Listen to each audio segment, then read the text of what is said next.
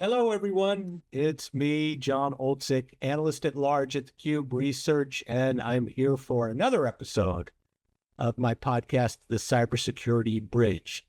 If you're one of the few people in the world who's never seen the Cybersecurity Bridge, I'm going to give you the Kevin and Home Alone look. What are you doing? The Cybersecurity Bridge podcast is about cybersecurity, and in each episode, we look at an area of cybersecurity. We break the podcast into three sections. In the first section, we talk about the present of that area of cybersecurity. In the second section, we talk about the future of that area of cybersecurity. And in the third, that's the cybersecurity bridge. How do we get from the present to the future? And I've got an old friend on. I've got a lot of old friends that participate, but this old friend, really smart person that I've known for years, Brian Dye, the CEO of Corelight. Brian, welcome. John, thanks for having me. It's great to see you again.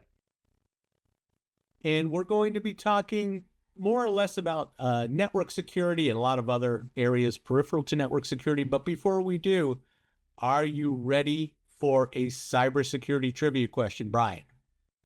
How about I'm as ready as I can possibly be, even if that doesn't mean I'm ready. Hit me, John. Worst case, I get super embarrassed. Okay. So I think you'll get this, but we'll see. We can't talk about network security without thinking of firewalls. And so the question is, who wrote the first technical paper describing firewalls? And the bonus would be if you knew what year and what company and even why they wrote this, but I'll explain. Was it Dave Brizotto? Was it Nigam Mitra? Was it Bill Cheswick, Jeff Mogul, or Gil Shwed? Oh my gosh. There's a section on wait, don't tell me, this NPR podcast where the guest gets to call to the audience. I feel like I wish I had a call to the audience right now. I'm going to go with Cheswick, but it's a complete guess. Okay. No, it's not Bill Cheswick. No, I did extensive research. I spent months doing this. So apparently, on Google, yeah. and as a Massachusetts native, I'm proud of the fact that the first technical paper was in 1988. It was by a guy named Jeff Mogul at Digital Equipment Corporation, which was in Maynard, Massachusetts, and I brought my kids up in the next town. And it was in relation or in response to the Morris firm in 1988. So Cheswick, I think, was instrumental in the actual implementation of firewalls, but the first paper, Jeff Mogul. So let's move beyond that. Fun piece of history. Great stuff. So tell me, so I had Greg Bell on last year, and he is your colleague at Corelight. But tell me, what's the state of network security and how have things changed in the last year? You know, it's actually really fascinating. We're in a bit of a reinvention, I would say. And there's two big forces driving it. One is, if you look at the last 10 or 15 CIS advisories, about 80% of them have a line stuck in there that says, as one of their top 3 recommendations, that says you should do network baselining and anomaly detection because you need to be able to find and address these, perimeter evasive attacks that are living off the land. So that evolution of the threat landscape that is doing what attackers always do, right? Going to the weak spot in the defensive kind of infrastructure, that's a big one. And the second big one is this AI acceleration, the attacker's use of AI and the acceleration, which leads to automation, which leads to needing great data as part of that automation program. So all those are forcing, frankly, defenders to take a look at, call it the 15-year-old security stack, kind of NetFlow, standalone IDS, and PCAP, and saying, oh, wait, that's not good enough for the modern era. So, lots to unpack there, but that moment of reinvention is probably the biggest thing. And so now let's talk about how that's being reinvented. So I think of Corelight and I think of Zeek and Bro. I think of Suricata. And so how are those things being reinvented to address the kinds of things that you just talked about? It falls into a couple of categories. First is just raw points of visibility. I am incredibly surprised at, even some of the largest banks that we talk to that you would think would be on the cutting edge of everything. And by the way, they generally are. But even amongst that ecosystem, you'll find folks that are saying, hey, we've been doing a ton at the endpoint. We've been doing a ton on identity. We haven't really been looking at network outside of the firewall for the past 8 or 10 or 12 years. And so with this recognition that, gee, I haven't actually even been paying attention to this world, and now I kind of need to make it a priority, that's been a really big thing. And what that turns into is placement of points of visibility. Because if what you're looking for is living off the land attacks, sitting there at the perimeter is only a portion of what you're doing, right? So sitting at kind of traditional north-south data center ingress egress, it's not the full picture. You need to look at your secure enclaves, like your DNS subnets, your VPN concentrators, things like that. And you need to be looking at key points in your east-west. So that's one big thing. Just points of visibility is a big change. The second big change is moving from signatures to behavioral and kind of ML for detection. So if you look at the bane of the traditional IDS world, it's that they become alert cannons that kind of catch the known, but they don't catch the modern or the novel attacks. And so a lot of what's happening in this kind of NDR reinvention is you bring behavioral, you bring supervised and unsupervised ML, you bring more analytics compute to find the types of attacks that go beyond what signatures can do. By the way, you still need the signatures. Why? Cheap, cheerful, effective for a bunch of kind of basic stuff. So I'm not saying to take those out of the equation. That doesn't help anybody. But you do have to kind of move beyond into some of the more advanced kind of forms of math. And then the third one is realizing that the evidence, the ground truth of what's happening on the network turns up to be incredibly useful for a wide range of use cases. That could be compliance or fraud or API security or insider threat. I mean, it's amazing what folks are doing. But the real compelling one right now is I need it as the fuel for my AI SOC reinvention, right? The automation programs I'm trying to drive in the SOC. So those are the big three. Yeah, and I'm just going to complain a little bit here. I think there are a couple of things that have happened in the last 2 years, or not 2 years, but the last few years that are just hyperbole by the industry. One is that XDR is all you need, or even EDR is all you need. You don't need NDR. You don't need to monitor the network. Absolutely not true. And then the second one is that network security is all about signatures, and signatures are looking in the rearview mirror. And that's not true. So I know I'm ranting, but it sounds like you agree. For sure. And look, I'll pile on a little bit. If you think about the change in customer conversations we've had over the past few years, we would find 4 years ago, it was a binary conversation. It was really interesting. Folks had either kind of wrapped their head around this and said, oh, wait, I have a super well deployed EDR environment. And by the way, if you don't have EDR, you shouldn't even talk to us. You should go get a modern EDR and go get deployed. I'll say that until the cows come home. But you get folks that had a super well deployed EDR still seeing a bunch of issues. And then they were forced into the realization of exactly what you said. Like, oh, turns out the MITRE ATT&CK framework has an entire category of threats best observed and found from the network. And there's a reason for that. Like, go figure. So you would have a set of folks that deeply understood that and were kind of among the early adopters of the NDR category. And then you had the other half of folks we were talking to where the first part of every customer conversation was, I've got a great EDR, why do I need you? And, the ratio of that was 50-50 4 years ago. And it's 90-10 now, right? And I think there's a lot of things that go into that. But this recognition that, like, look, let's not kid ourselves, right? Defense in depth exists for a reason. The endpoint gives you depth, the network gives you breadth. It's not a new concept. We're just doing a lot better now. Yeah, not to mention, Brian, that a lot of the attacks go after devices that don't have an EDR agent, as we know. And the attackers are smart. They know that to circumvent EDR, you could manipulate the EDR itself, change the logs, build some kind of EDR-resistant malware, or you could attack elsewhere, and that's where the network security comes in. So it's really important. Yeah, and by the way, one of our advisors is Rob Joyce, who used to run cyber for the NSA, used to run tailored access operations for the NSA back when that unit had that name. Wonderful human being on many levels. He and I did a joint session at RSA, not this past one, but the year before. And he had a great example of that, where there was an attack that had been published where the attacker got a webcam. They got shell on the Linux operating system in the webcam. And then from that shell, they were doing SMB mounts and driving encryption from the webcam. And, Rob kind of summarized it well. He says, no one has that attack in their threat profile. No one's modeling for that because it's just so creative. But to your point, that's exactly what folks do, right? They're going to bypass the node defenses any way they can. That's the latest example. And, we've all heard, and this is absolutely true, that the time period from announcement of a vulnerability to exploit of that vulnerability, that used to be 3 weeks. Now it's hours. And with Glasswing and Mythos, and not just those, but honestly, the continued progress of the flagship, of the foundation models, this isn't going away, right? This ability to kind of find and exploit these novel attack paths is only accelerating.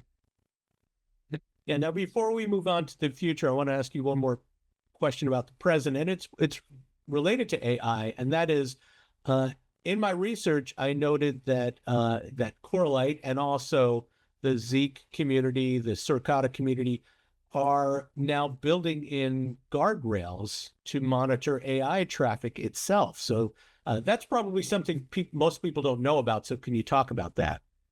Yeah, and it's really an extension of the point I made earlier, where if you have ground truth of what's happening on the network, you've got this fantastic data source.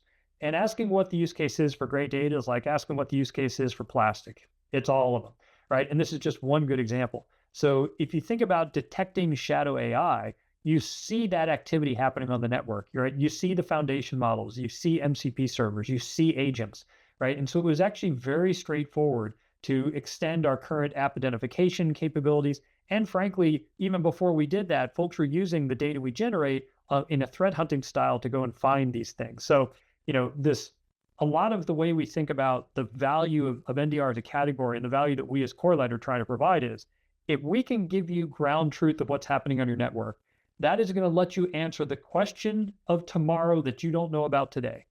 And so today's hot topic of the day is, help me find the new shadow IT, which is unauthorized Gen AI applications. 100% true. We've also got folks saying, hey, what about post-quantum? How do I understand the encryption ciphers happening on my network? We've got tons of folks saying, hey, this net new vulnerability, how do I find examples of those exploits? And not to mention the more mundane stuff like, oh, can I automate more of my compliance attestation and kind of things like that? All those are a function of, do I have the right data? Do I have the right coverage, vantage points for that data? And do I have the right kind of time retention of that data? So we really think about the data as the first class citizen. And then, we leverage that data to answer all these types of questions. Yeah, that's a good answer. That tees up our discussion on the future. And again, this something that most people may not understand is the role of the network in AI model development and application development. And that's true in training, it's true in inference, it's true in data ingestion. So talk about that, and then talk about the security implications involved in that. Yeah, it's a great point, John. And one of the ahas that a lot of folks also don't realize was, because of the open source heritage we came from, and the really set of elite defenders that we serve, both in the paid community and in the open source community, we were able to get engaged in the actual model development and tuning programs at a number of the big flagship providers, because they want those models to understand the canonical security data and be able to act on it out of the box with no further vendor tuning, right? This is to everyone's kind of mutual advantage. And so if we think about what are the implications of that, we see folks doing a progression of AI-based automation kind of across the SOC. And because of the breadth that the network provides, we're one of three really essential ingredients in that automation, right? You need endpoint for depth, you need network for breadth, you need identity to bring it together. I'm not speaking rocket science here, right? Those are pretty foundational. So when you do that, we're seeing folks move through a three-part evolution, if you will. Step one is assistance. Help me do what I'm doing today, but do it faster. And so, we and a bunch of other folks did things like, hey, translate this alert into English. Help me understand what I should do next, right? Give me investigation guidance, things like that. Natural language query, that's a good example. This phase where a lot of folks are in right now, and we're actually leading in the category in this, is moving from assistance to full automation. So we will take the riskiest assets in the environment and run a soup to nuts investigation. And the key here is you've got to be transparent, and you've got to earn trust, and of course you have to be accurate, right? And this is going to be one of the key pivots to kind of how I think things need to evolve.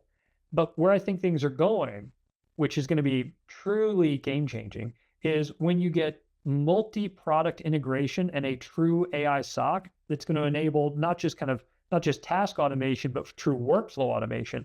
And instead of having to worry about defending an individual, trusting an individual tool, you get kind of triangulation across tools. So kind of the new defense in depth, I think, is going to be cross AI triangulation, right, in a really big way.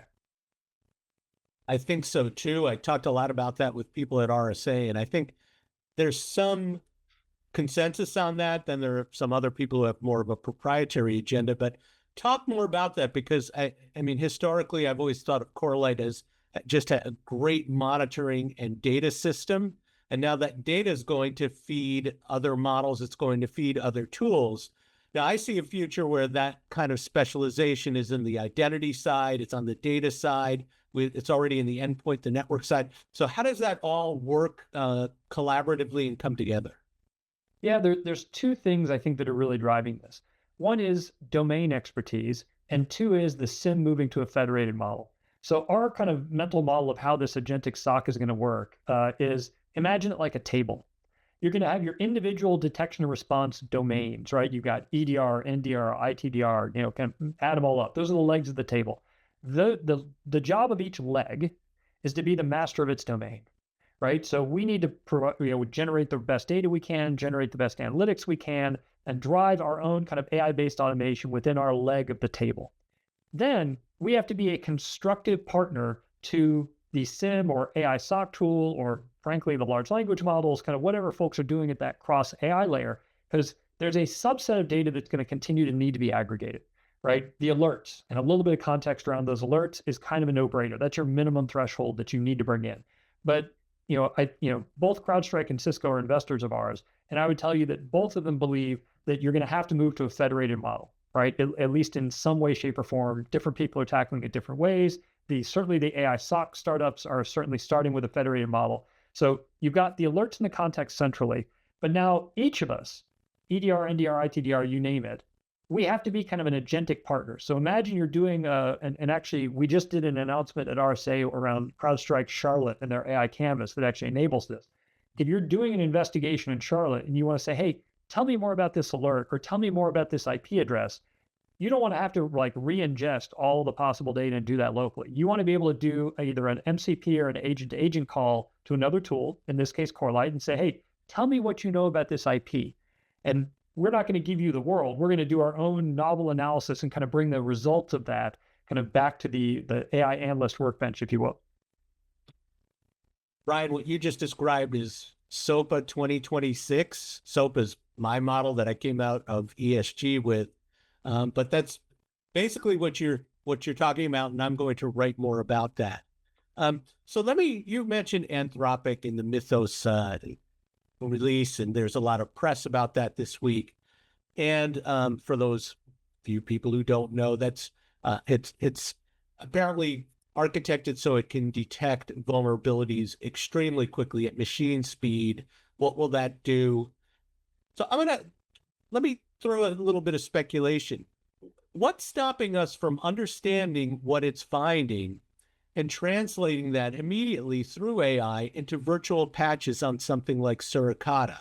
Am I way off base here, or is that possible? You are not off base, and that is absolutely where we're all going. And I would add a use case to that, by the way, because if you think about what's transforming already, and I hope what everyone's seeing when they look at Glasswing and Mythos is this is doing a thing that's already happening just way better. So it's not like there's something brand new that's never been done before here. It's just doing a lot better, so much better that even the Anthropic folks are like, holy cow, we can't let this get in the hands of the bad folks, right? So if you look at the implications on that, I think there's two sides of it. There's the vuln side and there's the detection engineering side, because they're related. They're at both sides of the same coin, right? So on the vuln side, all of us as providers, I mean, certainly us as a provider into really high-end critical infrastructure providers, we have had deep in our ethos for a long time that we cannot be the vuln in our customer supply chain. Like that's a company ending kind of event for us.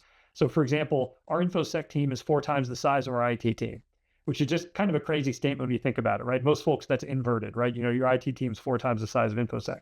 So like that's been a big priority. And so all of us as security providers need to be super aggressive about using every tool we can to find the vulnerabilities in our own code, ensuring that those are rock solid and can't be exploited. That is an IQ test. It's not just an IQ test, it's an ethics test. Like, let's be honest, right? Like that needs to be kind of front and center. But the other opportunity here, think about the automation for the defender. Right now, a lot of folks are focusing on the highest value thing we can do, right? Which is security teams are overwhelmed by the volumes of alerts. They cannot get to all of those. So this isn't a dollar savings or a headcount reduction problem. This is how deep in my security queue can I go? So we're all going after how do we automate the triage and the incident response process, right?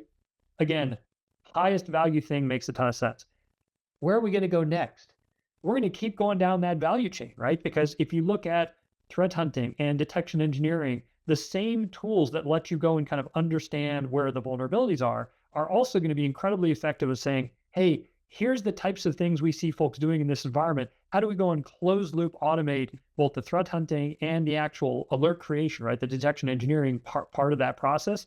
I think this is going to unlock all sorts of opportunities. And if you go back to kind of where's the evolution here, back to your SOPA paper, because again, you were 100% spot on here. I've read that work. We're evolving from human assistance to human in the loop, where most folks are now, or where they're trying to get to full automation. And the real key question is, how do we earn the trust, right? To kind of, as defenders and as providers to kind of move through that maturity cycle. I totally agree. And I appreciate what you just said, because I think there's a little panic with Anthropic Mythos, and we should certainly have respect for what it can do and what vulnerabilities it can open. But we also have to look at the opportunity there, and you just described that. And I think it's up to our industry to do that. So now let's move on to the cybersecurity bridge, how we get from here to there. So one thing I think, and I looked again, I did some research, and I saw that Suricata 8.0 came out, Zeek 8.0 and 8.1 came out. So clearly these are active projects. Do we have the horsepower in the community to keep up with all of the things that we talked about in terms of just basic security, threat detection, response, data ingestion, and the AI component as well? Are those communities robust enough to do that? Absolutely. When I think about kind of the strengths of the communities, a couple of things come to mind. One, do we actually have the coding horsepower to make sure that we are coding horsepower and automation to be able to find and address not just new features, but ensure that we're kind of staying on top of vulnerabilities. And like I said, because of the ethos of the providers, both us and the developers in the extended Suricata community, I have zero questions on that. I feel like the ethos is there. And bear in mind, what are we at Corelight doing? Like a lot of other software developers, we're looking to use the AI tools to accelerate what we can do. So, Corelight happens to be really well capitalized and investing very aggressively for growth. We built R&D by about 40% last year, which is a non-trivial number. If you can take that type of raw dollar investment and then make that a 2x throughput by using the same kind of engineering, tools for engineering acceleration that the attackers are using for destructive capability, I don't think we're going to be facing a throughput or a bandwidth problem. I think we're facing a moment where, when you combine the AI leverage, internal AI leverage, and the actual staffing levels that we're putting in, we're going to have a ton of calories to go make some fantastic things happen. The second thing that gives me a lot of courage and confidence here is there is a feedback system that's been happening for the last 30 years. It's actually, this year is the 30th anniversary of the Zeek project, right? It's kind of a milestone year. But the reason that project has done so well, and the reason that the data is so powerful, is that it's a living, breathing, evolving data set. So there's this virtuous cycle of, elite IR analysts and elite, IR consultants, some of the biggest organizations in the world, they're facing these challenges. They find they need a new data type or a new capability in the detection models or whatever it is, right? Not just a model, a capability in the detection models. They go then push on kind of the Zeek project, the Suricata project, those get added in, right? And then the flywheel continues, right? Because novel data enables novel analytics, and that whole flywheel continues. I didn't appreciate that until, because I've been at Corelight about 8 years. I think maybe the second year in, I sat down with one of our founders, Seth Hall, and I had him show me what the data set looked like 8 years earlier. And it was like a completely different data set. It was like the two things had never met. And so you really, it's kind of like watching your kids grow up. From one week to another, you can't see your kid change. 1 year to another, you see them change. And when they bridge from elementary to middle school to high school, you're dealing with different human beings. And the open source project is exactly like that. And that flywheel of innovation. So as these elite defenders are wrestling with shadow IT and AI-driven automation and living off the land detection, all these things, they're continuing to push on us as the providers of that tech to do better. And that flywheel is what gives me confidence or let me restate, that flywheel and the bandwidth to execute on it, because the two things do have to go together. That gives me a lot of confidence. Yeah, well described. Does Zeke still have that bro logo with the eye looking at you? No, yeah, Good. to be overly candid, the original name of Bro all those years ago was kind of wonderfully intellectual. It was a reference to George Orwell's Big Brother and the dual-edged nature of network monitoring. It can be used for good or evil. That all made a ton of sense. Right until you got into the late teens and the early 20s when like, honey, I'm going to Vegas for BroCon was no longer an acceptable sentence. That renaming had to change for very obvious reasons. So the project is now called Zeke, and they've actually changed the logo around. So now it's a stylized Z that if you look at it has arrows that basically represent, they're indicative of network connections. So Okay. we being the kind of the main corporate sponsor for that project, we wanted to help it live up to its reputation from a branding perspective. How about that? Okay. Because that eye logo always frightened me. It's just like, it's like a cyclops looking at you. But I Good idea digress. at the time, right? Like a lot of things in life. That's a long time ago. So I'm going to ask you something about Corelight. So on Corelight's website, I noticed and read a little bit about something called the Polaris project. And if you could describe that, that seems like something you're doing that would be very beneficial for specific kind of LLMs for network security. Am I wrong, or is it? Well, please describe it. No, you're spot on. And really what it comes down to is networks are messy. And so if you think about how you do kind of malware detection, tool set detection, novel attack detection, kind of broadly speaking, security content development, the network it's not easy to do what VirusTotal does, for example, where there's tons of just malware samples, you generate a new model, you throw it against VirusTotal, you see how it works. I'm not saying that's easy because amassing the IP set that VirusTotal represents is a multi-year effort and is a massive asset to the community. So I'm not denigrating anything there. But the network, by definition, is a super messy thing. And because you're tracking behaviors, those behaviors can vary, right? Some of them are more durable. So if you look at how a command and control tool set operates, that's a much more durable thing with a longer half-life. Some of them are very novel to how that particular network operates. And what is normal on that network is going to be very, very different. So you really need to be pretty intimate with your customers to understand what kind of good content development looks like. And so the Polaris program was a response to that challenge. So what we do is we essentially enter into kind of content co-development relationships with some of our key customers, where they let us put actual production sensors into their environments.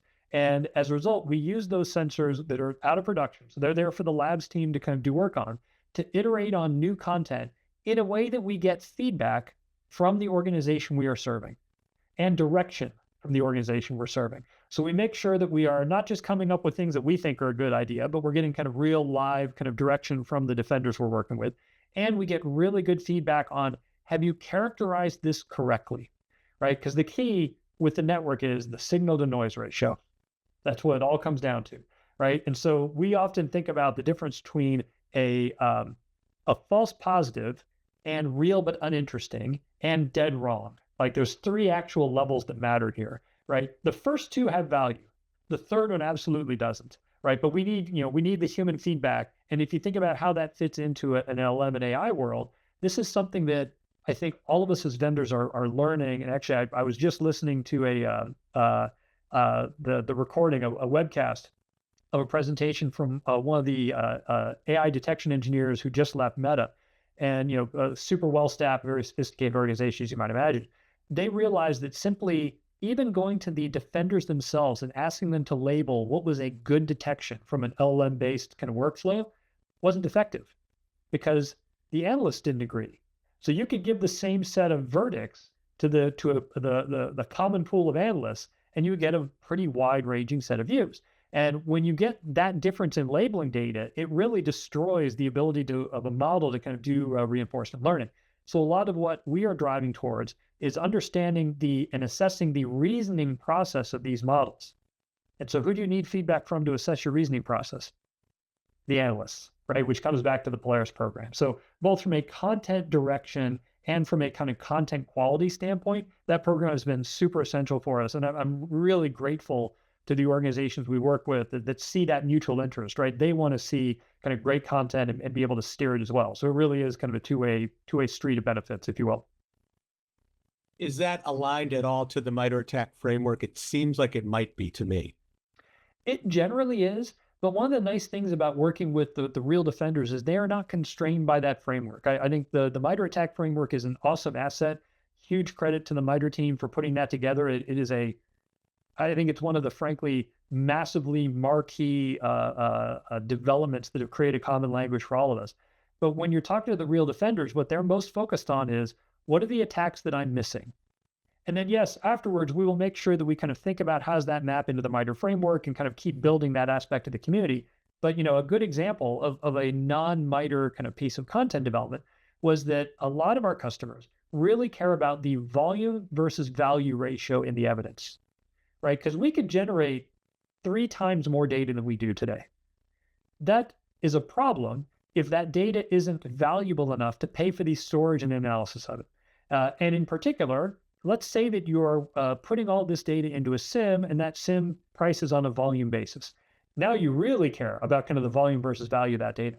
So a lot of one of the big initiatives that we've been driving in this program is, how do we do a really smart job of making sure that we tune and filter the data volume to be still incredibly impactful, right? So you can't take out you can't simply say, oh, I'm going to alert and only keep the context around the alert. That is a failure. Like a deep, deep failure, because now you are believing that your alerting is 100% accurate.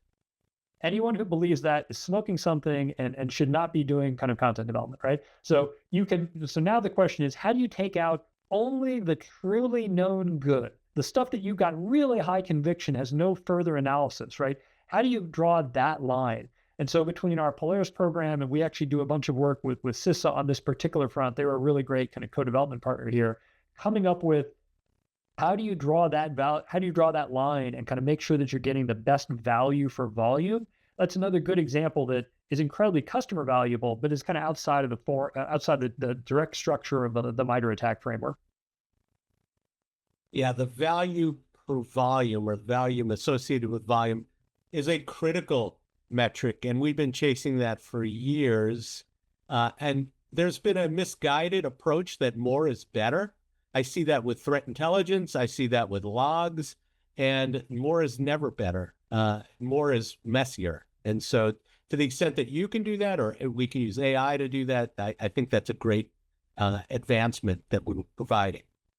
Yeah, and the only thing I would add is, and I think this is going to be part of the AI evolution, there aren't that many companies that treat the data coverage and quality as its own first-class set of metrics, right? We saw this in the early days of the company, that when we looked at the folks that were buying from us, and we asked them why they bought, one of the biggest words they used was visibility. And I'll call them the converted, that is an incredibly powerful word, because think about what the inverse is. When you have lack of visibility, you have a hole in your network. You have a hole in your entire defensive program, and that hole propagates through what you think your detection coverage is, what you think your detection volume is, what you think your MTTR is, right?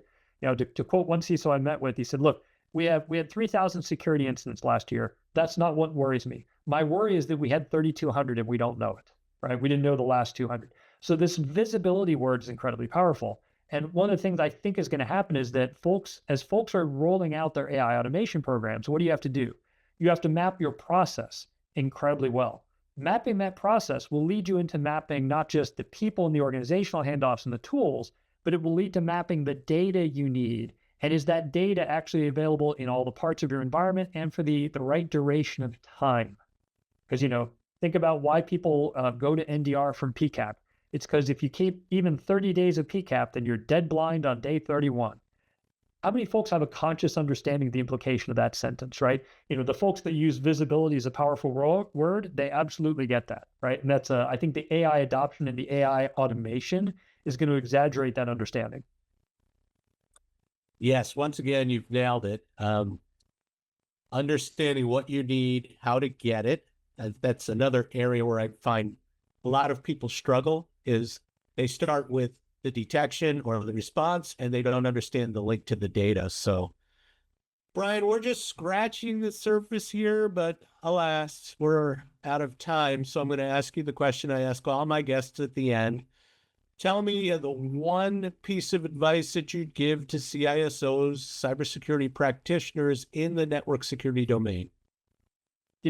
To me, it's all around AI automation. And I think that the guidance would be pick the first two processes you want to automate and map them.